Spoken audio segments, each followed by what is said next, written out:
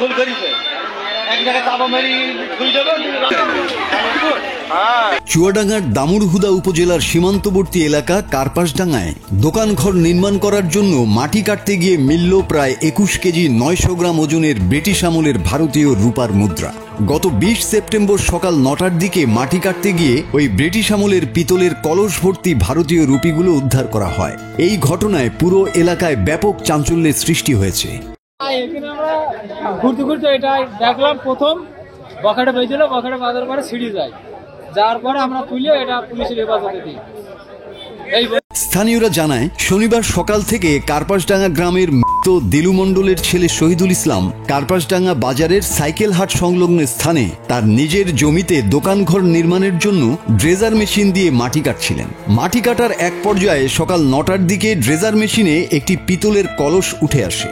তখন তারা কলসটিতে গুপ্তধন রয়েছে ভেবে থানা পুলিশকে খবর দেয়। থানা পুলিশ কলসটি জব্দ করে স্থানীয় সংবাদকর্মীদের সামনে খুলে রূপার মুদ্রাগুলোর ওজন করে, যার ওজন ছিল প্রায় 21 কেজি 900 গ্রাম। ওই রূপার মুদ্রাগুলো ছিল 1865 সাল থেকে 1910 সালের মধ্যে। শহীদুল হকের জমি থেকে আজকে এখানে বেশ কিছু রূপার কয়েন, তাও আনুমানিক 15 থেকে 20 কেজি হবে এরকম একটা পরিমাণে রূপার কয়েন পাওয়া গেছে। আমরা শুনে থাকি, এর আগেও আমাদের গ্রামে বিভিন্ন জায়গায় দেখা গেছে যে হিন্দুরা বা হিন্দুস্থানের সেই আমলে তাদের রেখে যাওয়া যে অর্থ করি বিভিন্ন জায়গায় মাটির তলায় পুঁতে রাখা হতো। এর আগেও বাজার পায় বিভিন্ন জায়গায় পাওয়া গেছে, তার নজির পাওয়া গেছে।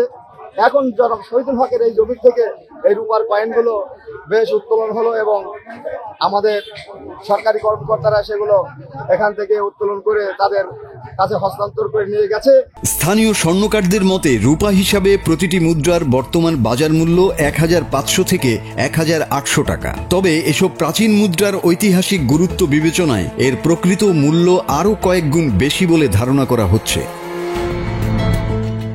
দামুড়হুদা মডেল থানার অফিসার ইনচার্জ হুমায়ুন কবির জানান, উদ্ধারকৃত 1861টি রূপার মুদ্রাগুলোর গায়ে ইস্ট ইন্ডিয়া কোম্পানির নাম খোদাই করা রয়েছে। এগুলো পুনরায় পরীক্ষা নিরীক্ষা করার পর নিশ্চিত হওয়া যাবে। আজকে সকাল 8:00 ছিল জনিত শহীদুল পিতা দিলু মণ্ডল, গ্রাম কার্পাসডাঙ্গা। সে বাড়ি করার জন্য মাটি করতেছিল। মাটি করার অবস্থায় একটা পুরাতন কলসিতে অনেকগুলি